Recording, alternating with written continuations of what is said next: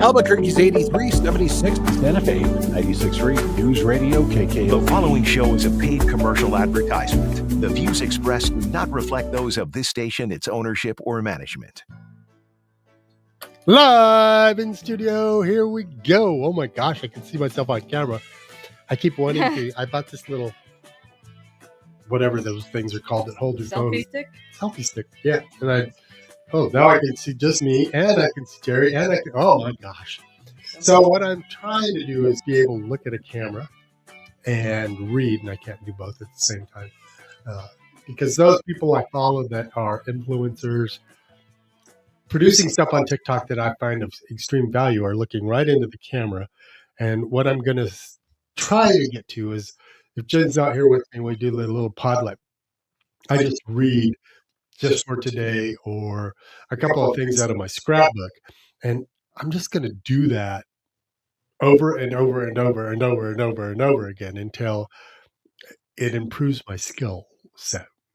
I'm going to have to get a music stand to put my book You have up. a music stand. I do, right? Yeah. But I can't. Can I bring it in here? How do I? This is Richard and Jen from Jericho Nursery. Of course, totally off topic. 505-243-3333. I am trying to be teachable. Listener. Wow. Thanks for the support. Yeah.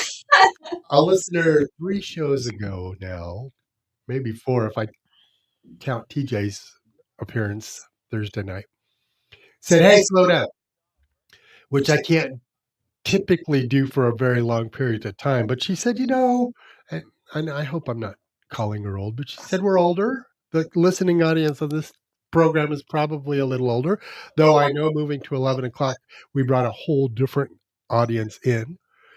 And she said, I didn't get the phone number. And my assumption, my prejudice was, everybody knows the number. Everybody listening to this show always listens to the show. And how would you not know the number that's been around for 50 years? We've been doing this show for 20 years. I was doing the show before I bought it. And the number was still the same. We had to add the area code, which is 505. And the number, because I rattle it off real quick, is 243-3333, because that's the easiest way to say it. If I say it slower, it's 243-3333. And then how many threes did he say? It's 243-3333. So we are a call-in program. I'm going to say a medium that is much more difficult or much less listened to, maybe, because of podcasts, all of the other avenues to medium. Mm-hmm. So AM talk radio is a dying breed. I hope it's not, but we're a nice change of pace because most of it is political on one side or the other. And I just changed my TV stuff so I don't get the news mix anymore, which my wife is thrilled about. But now I have to watch one and the other, flip from channel to channel. And I liked watching the 6 stations at once, and I could flip from one to the other. And it was so obvious where people stand on the news that is supposed to be just commentary and bringing you information, and it's not that. It's not that at all. It is absolutely the belief system of the station producing the information. Mm-hmm. And the people on there and those people that don't buy in or don't follow or toe the line, they're fired. They get booted. And then they do podcasts and become much more popular, probably more wealthy. That's my point. That's what I'm trying to do. Come on. I'm all about it. No, you're not. Yes, you're okay. So hopefully that would be something that we could offer. When we do our podlet today, we did tomatoes and problems with tomatoes, but we're looking to educate, entertain, answer questions. And if you've got them, we're here to answer them. And the number is 505-243-3333.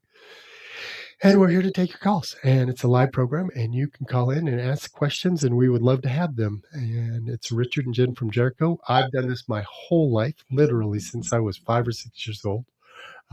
My whole adult life has been in this industry, from mixing dirt to working in the biggest retail nursery in the state in the Southwest, to owning my own business for the last 20 years.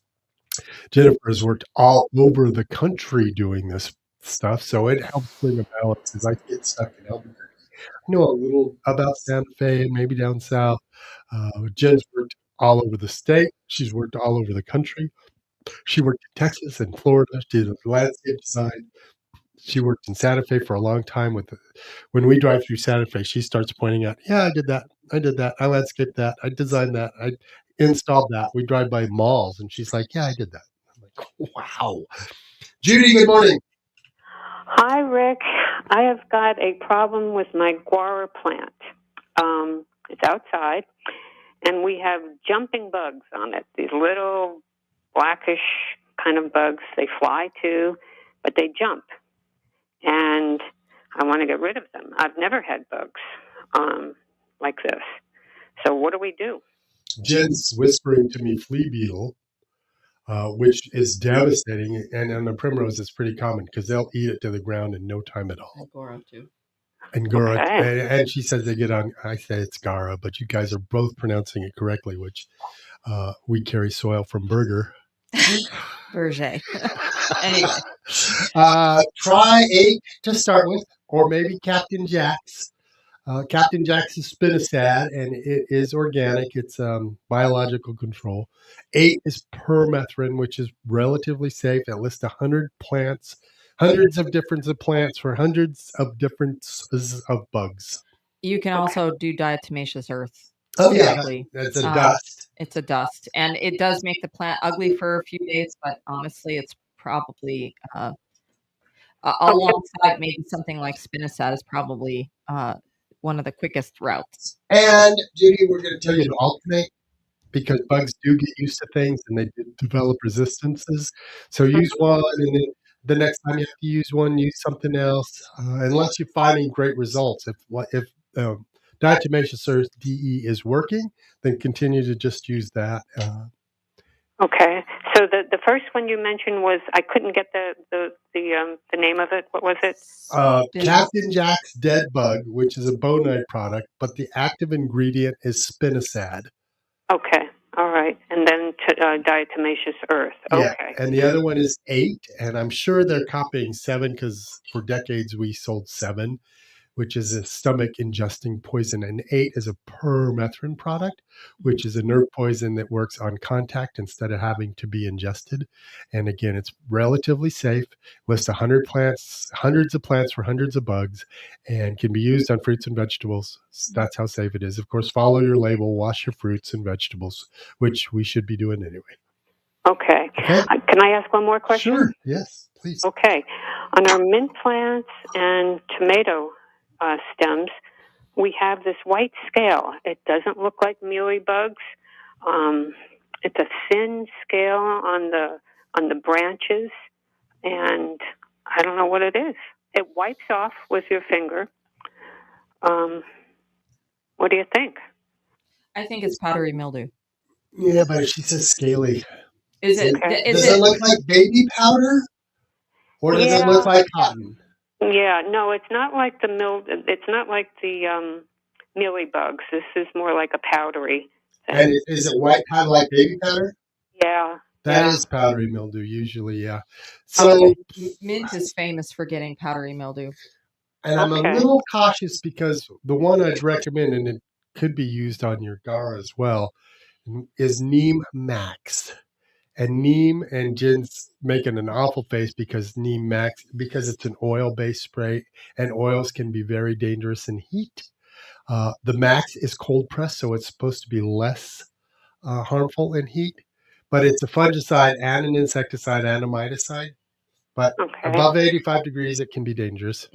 And you can also use copper fungicide on that. Yeah.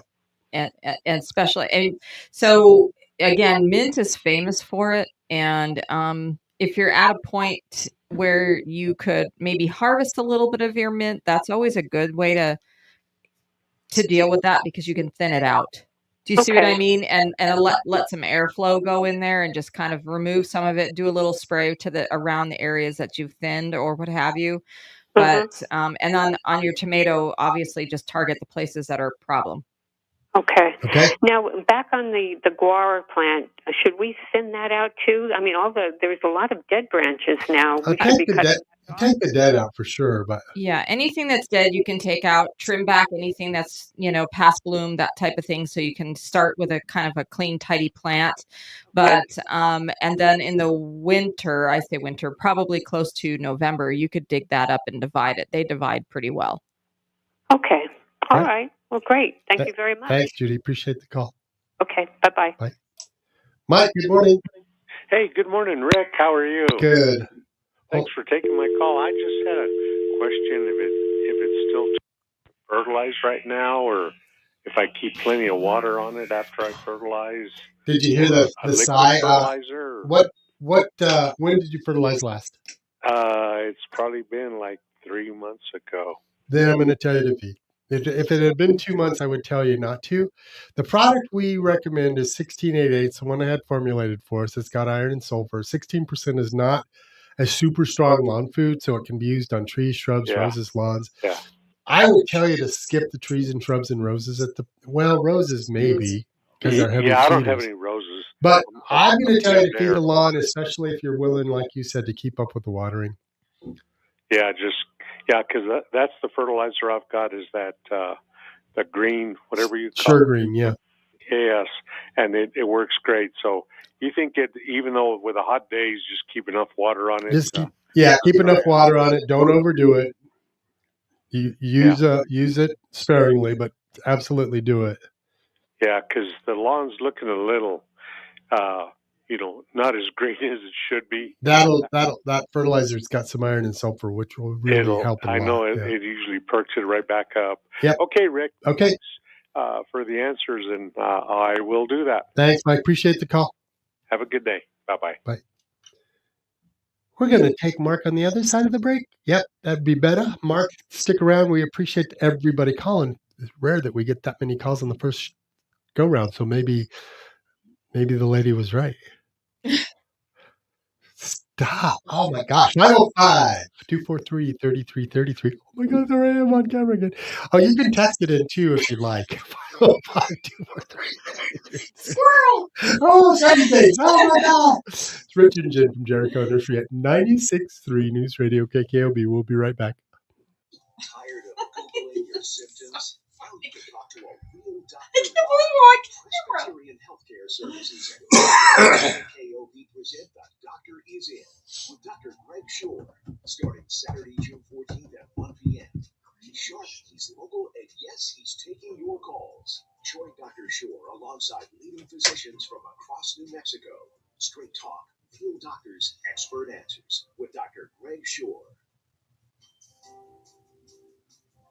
Are you tired of the high prices of vegetables in the grocery store? How about making this the year you plant a vegetable garden and beat those high prices? First, it all starts with a good, healthy, locally made compost already acclimated to our climate. Just Sprinklers carries Soilution's compost and mulch. It's compost that doesn't need to be mixed with other soil, giving those vegetables just what they want. And while you're at it, touch up your garden beds with Soilution's mulch that'll keep them cool and moist. Stop by one of the 6 neighborhood Just Sprinklers locations to pick up your compost or mulch today. It's available by the bag or in bulk. And don't forget, Just Sprinklers. They're doing a whole Los Ranchos lavender week this week. Today's the 19th, right? Yeah. So they're doing the lavender celebration of lavender art market at the Los Ranchos market during the thing today, the regular thing, from 8 to 11, lavender and garlic celebration. And then tonight, we should go. There's a special event, a special evening art market at the barn in Los Ranchos. That would be fun. But also for one's family. Not surprisingly, divorce for soldiers is especially. There's a talk about it raises a number of challenges that are peculiar to military divorce. How to distill lavender. Oh, I want to go to that. Retirement benefits. These issues can be complicated, and the lawyer you choose needs to be equipped to handle them. So if you're a soldier facing such challenges, go to CordellCordell.com. New Mexico, it's Rick from Jericho here to It's remind you that your Tuesday. gardening angels are here to help you with all your gardening adventures and endeavors this season. So come to Jericho and take a walk through our peaceful tropical greenhouses. Stroll through trees and shrubs and check out the yard and find some of the most amazing yard art and wall decor you've seen in the 505. At Jericho, you're sure to find a warm smile from friendly people who appreciate you. A pleasant but honest answer. Where are you going to go? Jericho. Hoorah. This is where New Mexico comes to talk. 96.3 News Radio KKOV. Depend on it. Back live in studio. Jennifer and Richard from Jericho Nursery, JerichoNursery.com. Go check out my video this week. Had a lot of fun doing that. Number here is 505-243-3333. We are a call-in program to answer gardening questions in and about the yard, in and around, in the house, houseplants, bedding plants, critters, varmints, excuse me, bugs, diseases. We can probably try and help you out. Difficult to do some of this on the radio without seeing samples. We like samples, and we like actual samples because holding the piece is different than seeing it on the phone. Correct. I wanted to say about Gara and Primrose because we had a lady,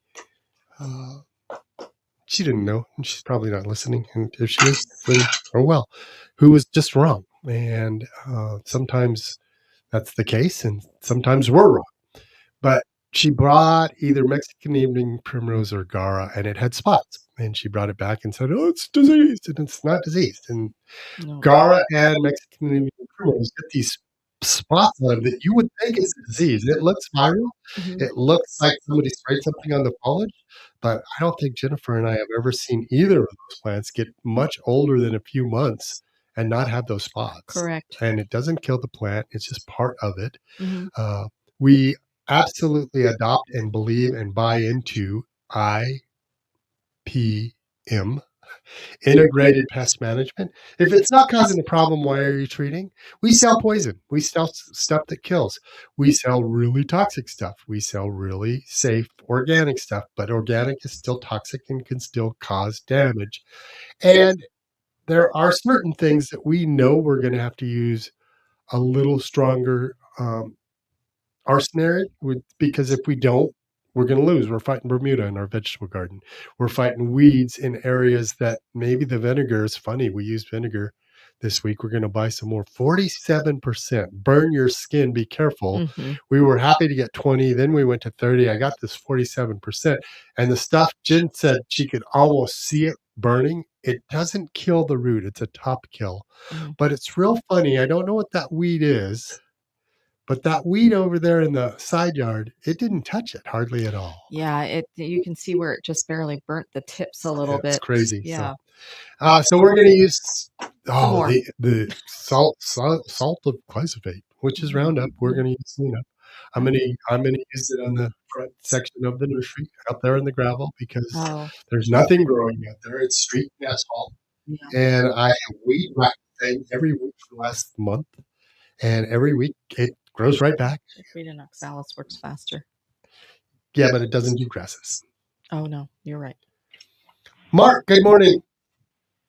Hey, good morning, Rick. I probably need to come by Jericho and show you pictures of my grass, but like I was mentioning, Kentucky bluegrass, turning a light green on the edges. The interior portion of the grass is beautiful, the dark, luscious green that you traditionally see with Kentucky bluegrass, but with a lighter color around the edges, and I don't know if it's the heat.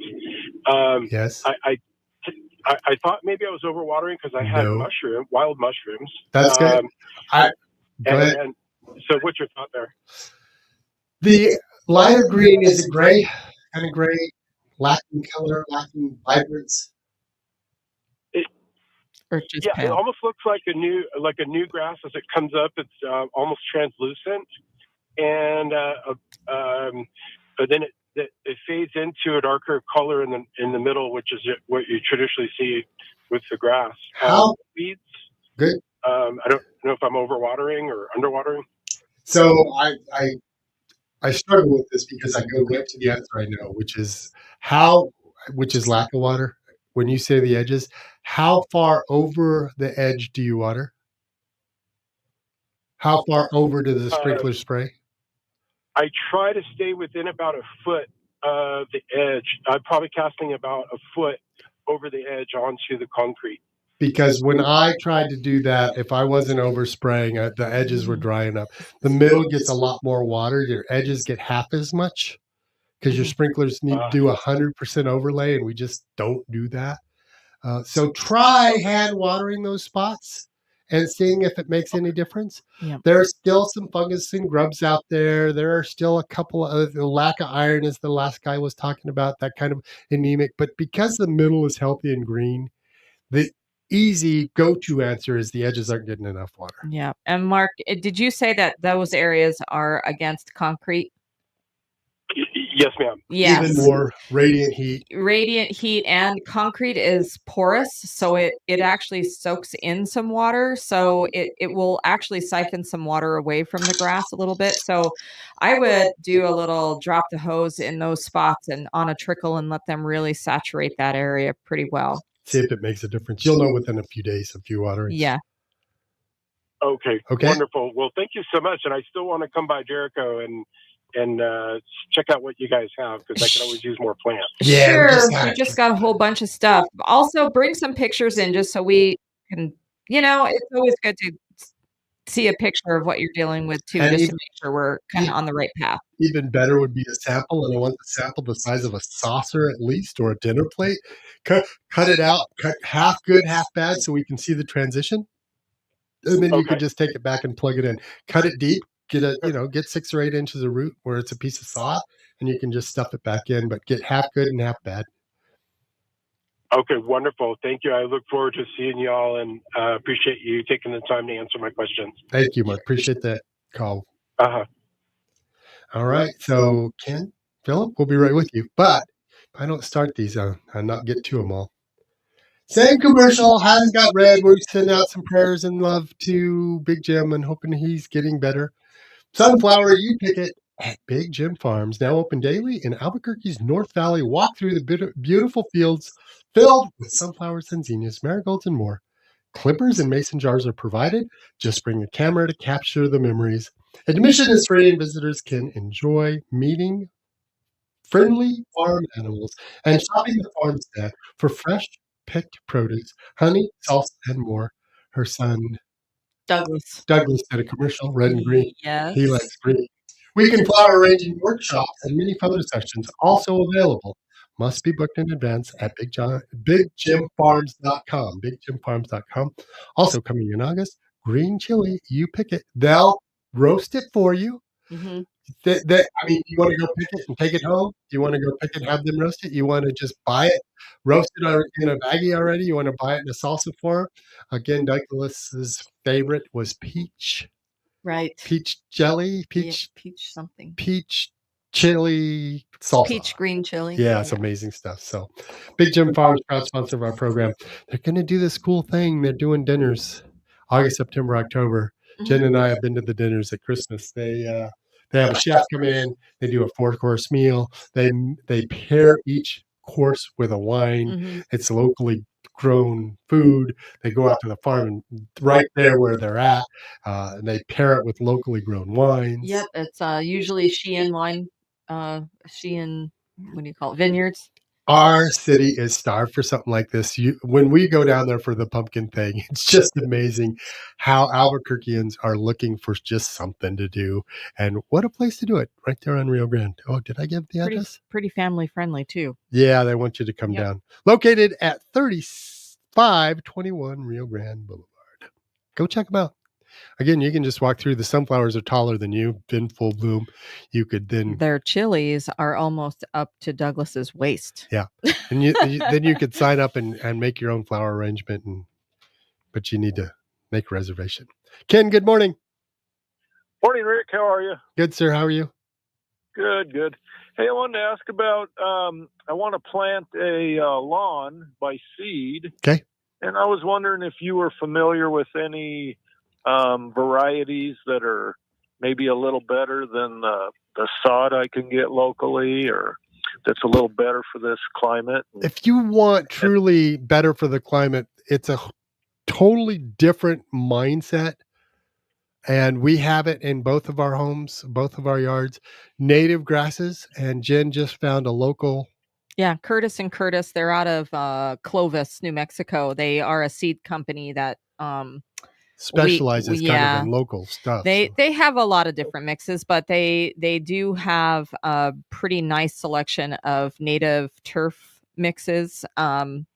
So the big difference is you're talking about a warm season grass versus a cool season grass. So Right. when it gets cold, it goes brown because that's what it does. It's not something you're going to keep green into the fall. Like, well, mine stays green to Thanksgiving for sure. I was So pleasantly surprised last year because it stayed, we had such a late fall, but it's one of the first to go dormant and this last to green up. So again, I used to tell people, it doesn't green up till May, but we see signs of growth in March. A little. It's not a lawn until May, but it takes a lot of work, Ken, because seeding from a lawn, it took us 3 to 4 years. Yeah, it is a little bit of a challenge at first because you're fighting any seed though. I don't care what kind of seed it is. Any seed, when you start to do the seeding, you are doing a lot of watering because you want the seed to germinate. There are weed seeds that have blown in from the West Mesa, right? So Right. so you're going to fight weeds. You're going to fight weeds no matter how you cut it. And with new lawn, again, no matter what type of lawn it is, you have to pull those weeds. You can't, there's not a spray you can use. There's not a chemical you can use. You have to pull those weeds. It was so frustrating the first couple of years for us, but it's now so nice now. Now it's beautiful. We can use a weed killer in it. Jen likes it mowed. You can mow it. Putting it in changed my perspective and perception because I used to say, if you're going to put in native lawn, you have to get rid of what you think a lawn should look like. That's not true. This is a beautiful lawn. It's a Grama Buffalo mix. We've got a spot in there it's a swale through there, a couple of foot wide. It covers about 20 feet, and we're trying to figure out why it's going south. It's just one little spot.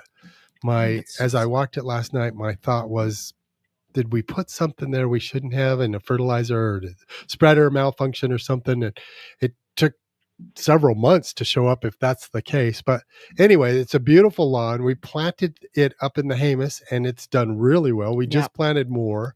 If you're going to do a warm season lawn, now's the time. If you're going to go more traditional and do cool season lawn, you want to wait about 3 weeks, middle of August to the middle of September. And then all of those lawn seed are cool season. We carry a park blend, a bluegrass, a fescue. That's pretty common. Okay. So you carry the ones that we carry you're talking about. Yeah, we have a really, really nice buffalo grass turf mix that's excellent. I had excellent germination out of it. Okay. All right. Sounds good. I appreciate you guys. Thanks, Kim. Appreciate the call. If I don't go to break, then we're going to run really long and then be short on the end. Philip, please hang on and we'll get you on the other side. Got brown spots with the dog. We got a problem, but we'll talk about that on the air live in just a couple of minutes. It's Jennifer and Richard from Jericho Nursery. We are at 96.3 News Radio KKOB. We'll be right back.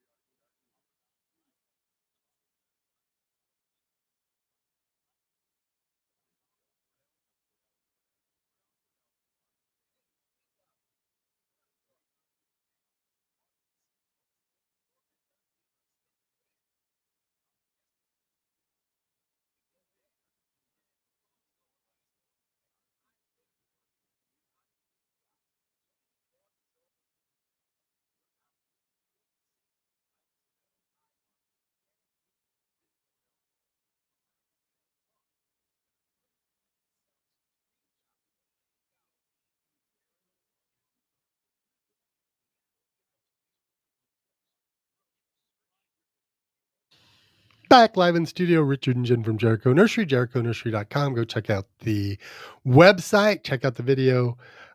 If you're not a member, you should join our Frequent Flower Club. You can do that online. We send out a weekly email to everybody, but we send out some Frequent Flower Club specials that only those guys get.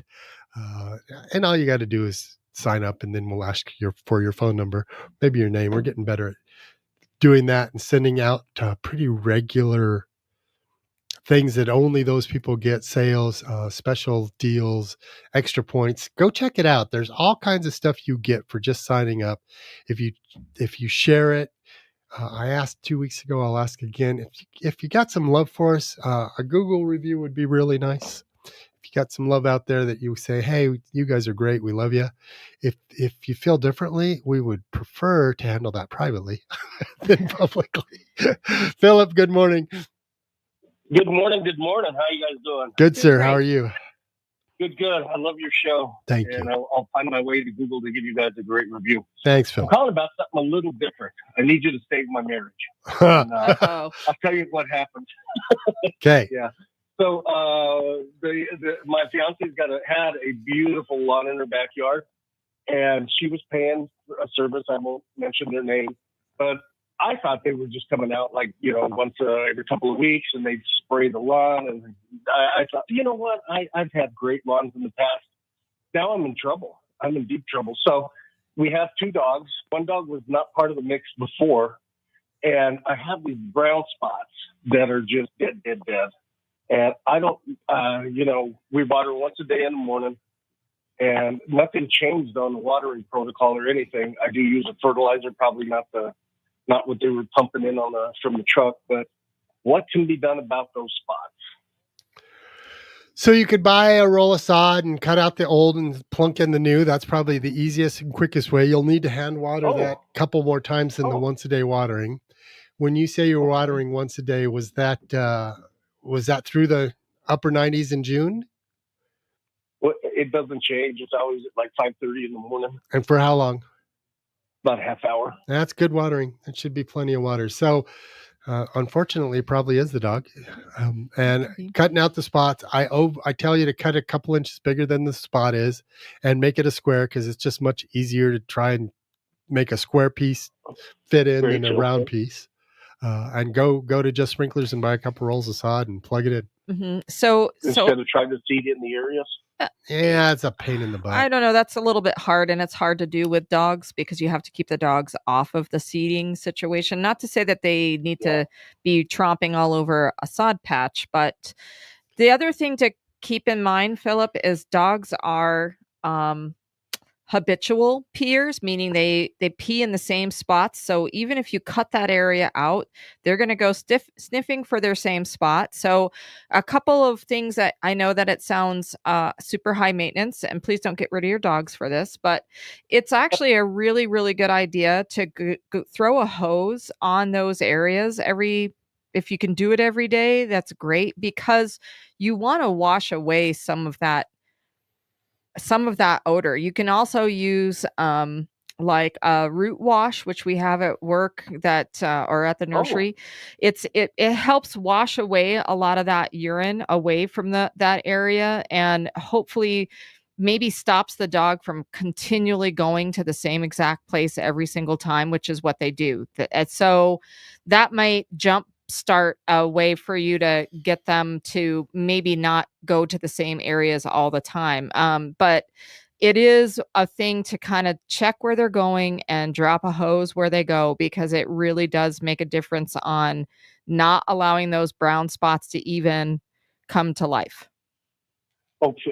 Would it make sense to split my watering from like morning and evening, or no? The problem is you're talking about this broadcast watering situation where I really want you to put a hose right where they're peeing.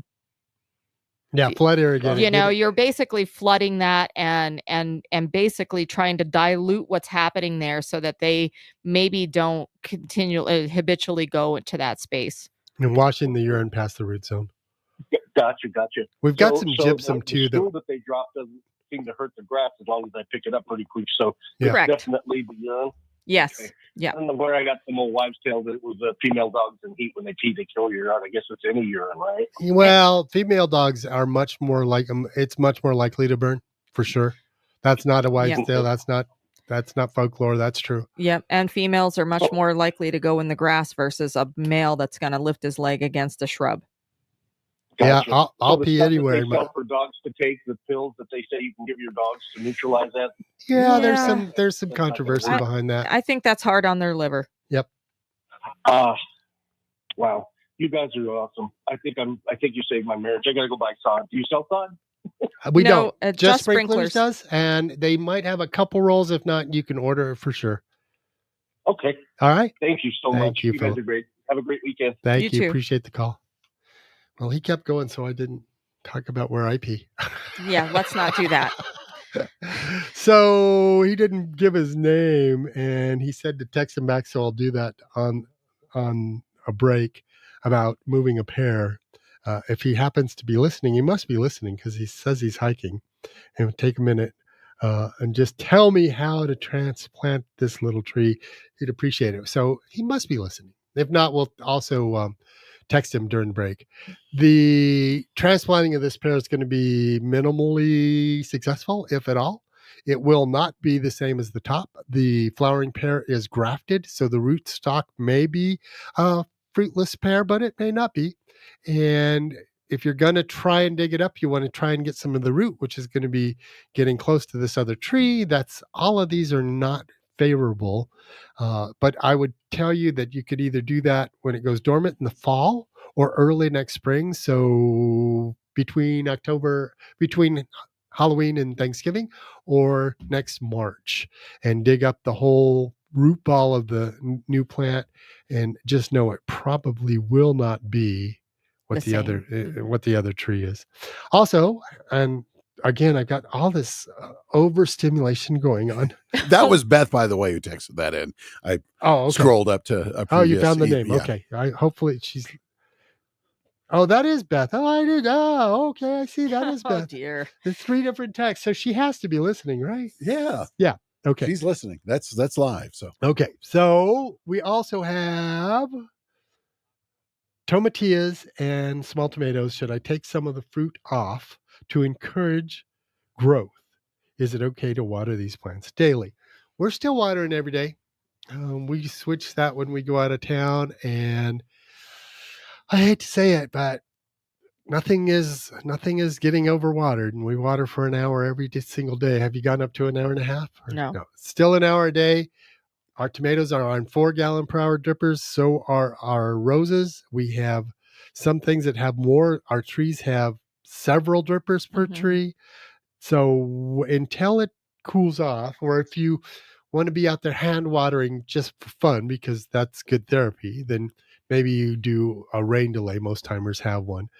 Though when we do hand watering, it's in addition to the drip system. So I think you can water every day. I will let Jen speak to you. I don't prune anything off. I take what nature gives. I would say what God gives. I don't think you fight nature. I think nature wins. Somebody said that to me yesterday, like you're fighting what nature wants to do. And some things you need to fight.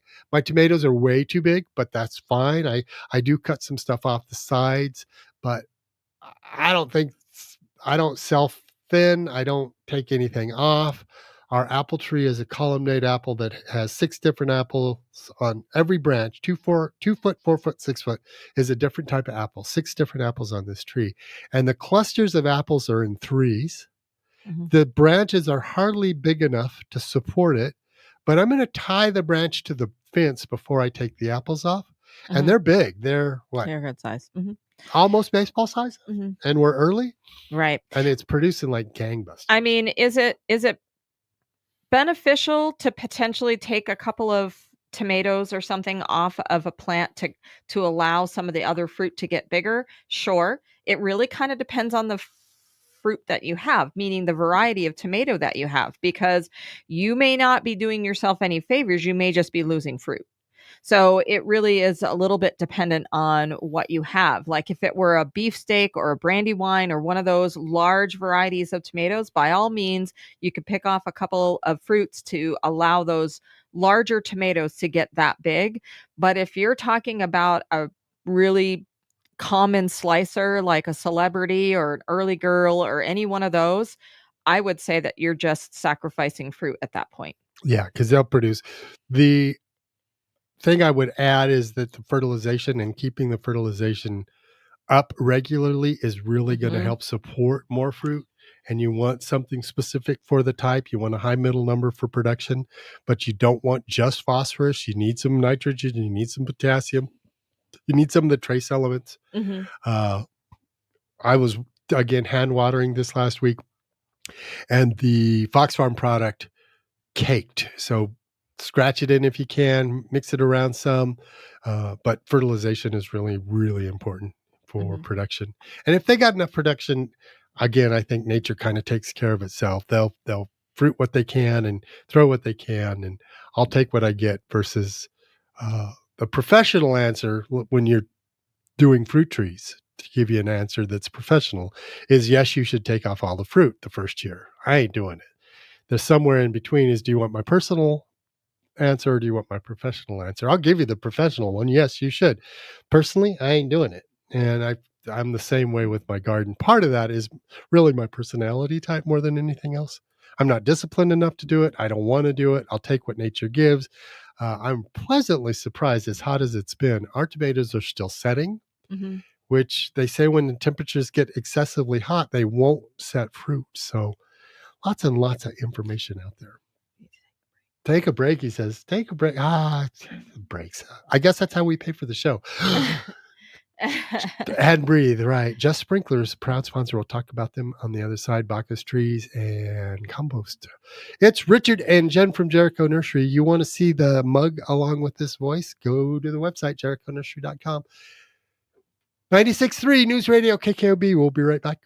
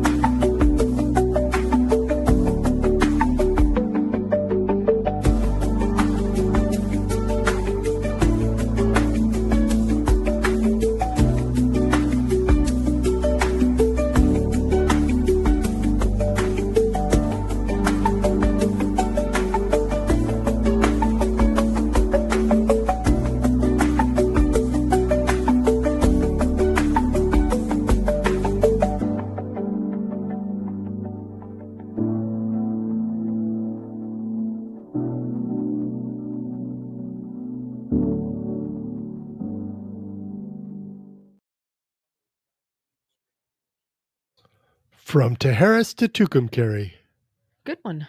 Yeah. Mhm. I'll give you S. S, from Santa Fe to Socorro. Oh, I was going to say San Diaz. Well done. 505-243-3333 if you want. We still got some time. We're doing Lavender Festival next weekend. Yes. So the Lavender Fest is next Saturday, so July 26th, 8 a.m. to 3 p.m. I believe general tickets are still available, or maybe it's just at the door. I can't remember at this point. They have their Lavender in the Village website that you can go to. Just so people understand what the Lavender Fest, first of all, this is the 31st year. So if you haven't, if you didn't know, this has been going on for a long time. It used to be at Los Poblanos many, many, many years ago. So they are doing some things during the week this week. They call it Lavender Week. There's some talks that are being given at Los Poblanos. There's a art market tonight at the barn at the Los Ranchos Hannett Park. So there's some things that are happening, but What time is the art thing today? Give me just a second. I wasn't on that page. I think it's at 5:30, but let me just check. Nope, I'm sorry. 4:30 to 7:30 at Hannett Park, which is right there at the corner of Los Ranchos and I'm sorry, Chavez and Rio Grande. Anyway, the festival itself has been moved to Balloon Fiesta Park. It has overtaken too much of the spaces in Los Ranchos to be able to be successfully done in Los Ranchos or comfortably done in Los Ranchos. It was a nightmare. So they've moved it to Balloon Fiesta Park. We will have with us at our booth, we will have Birds of a Feather there with us. They are going to have some of their ambassador birds and some raffle, and at least to my knowledge, that's still a thing. So I believe they're going to be there, but we will have a very big situation at the entrance. So look for us there. And there's lots of fun that happens during that day. There's music, there's all kinds of food. There's food trucks galore there. So there's plenty of places. Lavender lemonade? Lavender everything. I personally don't love lavender in my food, but but I love it in my bathtub. So anyway, that is happening. Let me just jump in there because the herbs de Provence, doesn't that have a little bit of lavender in it? It does. You are correct. And that's great on pastries. Yes. And I would say that there is a fine line between what tastes really good for me and what tastes like it should be in my bathtub. A little goes a long way. You can overdo it for sure. Okay, Bacchus Trees doing some work at our nursery. We didn't sign our contract, so they didn't come out when we thought they were supposed to. But it was our fault. We didn't sign the contract, so they're going to come out and take down two trees and prune some dead stuff out of trees. We gave them options that we thought would be easier. They said, "No, we're just going to climb the trees." So really, bonded, licensed, and insured. Really, really important and valuable. And in a little abruptly because I wasn't prepared. Again, my fault. Thank you very much for being part of our day, allowing us to be part of yours. Thank you for allowing us into your homes. Yes. Go. Okay. Sorry, guys. I'm whispering to him to go another minute. Yeah. Thank you very much. Appreciate that. Just Sprinklers. Sod, Soil Solutions products. I tease, and I thought about it this morning. We do business with people we think are doing the right thing. We do the right thing. Doing the right thing, the integrity of doing what you do that's right when nobody's looking. Right. Not just because they're watching, not just because they're paying attention, but because it's the right thing to do. Right. We do business with people like that. We are people like that. We want to continue to offer service. I am learning this week it isn't about price. Now 15. Thank you so much, as always, for being part of our day, us being part of yours. Thanks for allowing us into your home. Come check us out this afternoon. Come check us out at Lavender Festival next week. Till next time, Jennifer and Richard from Jericho, we're out.